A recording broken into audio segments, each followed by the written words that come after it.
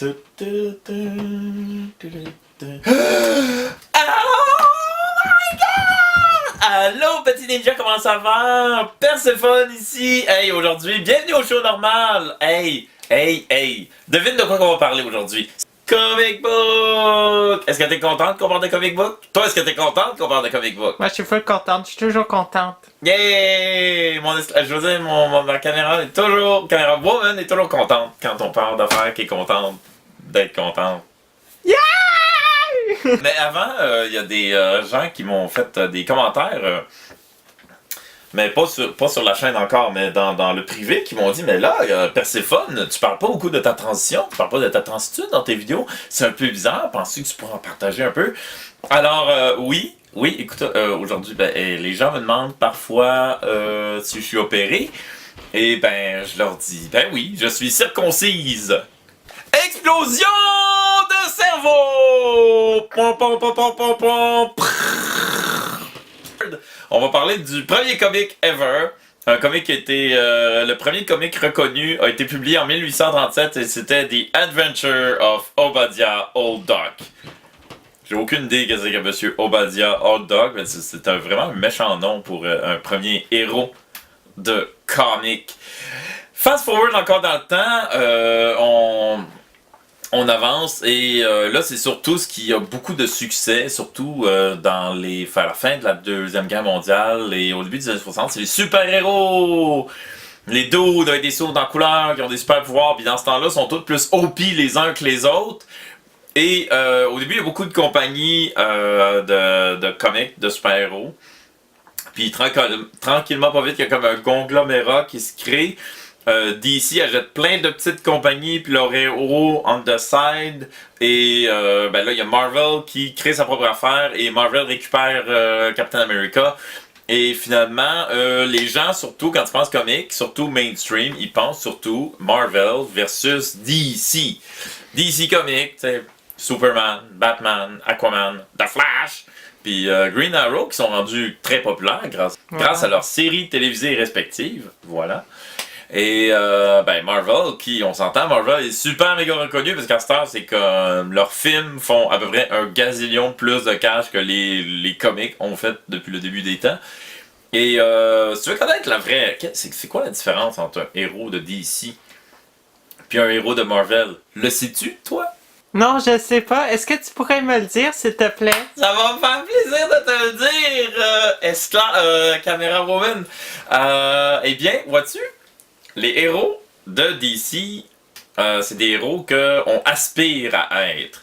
C'est des monuments de droiture morale and stuff qui ont reçu leur pouvoir dû à la naissance ou aux circonstances. T'sais, ils sont nés comme ça, la plupart. T'sais. Bon, il y en a 2-3 que c'est des accidents. Et Superman, il décide qu'il a les pouvoirs d'un dieu, mais il décide qu'il va faire le bien. Puis tout le monde est comme, il décide de faire le bien, c'est bien. Alors que les héros de Marvel, c'est Donc, Batman, il est né Batman. Non, il est ça? né riche. Ok. Il est né riche, puis il s'est entraîné vers la suite. Excuse-moi. Mais son mode de vie et sa richesse lui a permis d'être Batman. Et on aspire à être Batman, parce que Batman, malgré la grosse tragédie qu'il a vécue, décide d'être une personne morale et de faire le bien dans Gotham. T'sais. Les personnages de Marvel, c'est plus des personnages qu'on peut facilement s'identifier à. On peut s'identifier au quotidien de Peter Parker. On peut même s'identifier au quotidien de Tony Stark qui, on oublie que le premier saut de Iron Man, c'est un saut qu'il avait créé pour se garder en vie. Et c'est aussi un alcoolique. Tony Stark s'est longtemps battu avec l'alcoolisme. Fait que c'est des personnages un peu plus down to earth qu'on peut, on peut comme s'identifier à eux. Ils ont des vrais problèmes. Superman n'a jamais été alcoolique ou sa coke. On va parler des autres comics maintenant. Comme Image, Dark Horse et toutes ces affaires-là. Des comics plus indépendants. Et voilà, on se rend compte que le comic, c'est beaucoup plus que des super-héros. C'est beaucoup plus que des dudes dans des suits qui ont des super powers. Et t'as-tu un nickname? Ça te prend un nickname. Moi, mon nom, c'est Lily sur Internet. Lily! Est-ce que Lily a un exemple? Lily, t'as-tu un exemple? Non, moi, quand je suis sollicité comme ça, je le donne pas. Oh, come on, Lily, donne-moi ton exemple. Oh, bonne Lily. Alors, Ça, c'est vraiment excellent. Ça, c'est Rat Queen.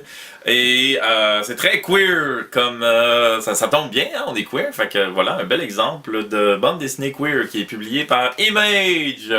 Et c'est une bande folle furieuse, aventurière, qui défie pratiquement toutes les conventions qu'on s'attend à une histoire de fantasy. C'est vraiment génial. Je le conseille fortement. Ma sélection personnelle, moi, c'est plus Saga, aussi publié par Image Comics, qui est aussi un chef-d'œuvre absolu. C'est l'histoire d'un couple et d'un enfant et c'est On très... veut voir des images, on veut voir des images. Mais attends, je vais sélectionner quelque chose. Si on monte des totons, on est-tu correct? On a cette image. On voit-tu comme il faut? C'est correct. C'est pas une belle image. Attends, je vais la sélectionner pour toi. On va pas montrer de toton, on va montrer de la toton violence. Mais je veux dire, on peut montrer ça là. Ça c'est cool. Une orgie. Ouh, c'est une belle orgie. C'est une belle orgie, on peut pas montrer d'orgie. Ok. Ah ben ça c'est cool, ça c'est cool. J'explique un peu. Elle, c'est une gardienne fantôme qui a plus les yeux de mine, fait qu'il y a tout le temps la moitié du corps qui manque, puis les intestins qui pendouillent. Tu peux pas expliquer Saga. Ça se peut pas. C'est trop éclaté là. Oui, c'est ça. En fait, Lily, je suis contente que tu mentionnes que Saga, c'est difficilement explicable parce que c'est super éclaté dans un univers complètement débile. Il y a des fantômes, ils voyagent dans l'espace, dans un arbre. Mais ce qui est touchant, par contre, c'est que les dialogues, c'est un couple qui a un enfant, puis c'est des vrais dialogues de couple qui ont un enfant. Fait que c'est un couple profondément humain, profondément down to earth, entouré d'éléments complètement pétés puis éclatés. Puis c'est vraiment comme c'est le parfait équilibre entre les deux qui fait que Saga est un fucking chef-d'œuvre. Et maintenant, je vais vous montrer un autre affaire de ma collection personnelle. On va se pencher un peu. C'est The Transformer, The IDW Collection. Les 8 premiers tomes de la première, du premier volume. Tada! C'est pas beau rien qu'un peu. Tada! Ta-da-da-da-da. Fait que oui, inquiétez-vous pas, la fatigante, on va parler de Transformer Retro dans pas long. Et ça, oui, croyez-le ou non, c'est tout des comic books de Transformer. Et honnêtement, oubliez les films, le vrai stuff cool de Transformer, c'est là que ça se passe. J'aime les Transformers!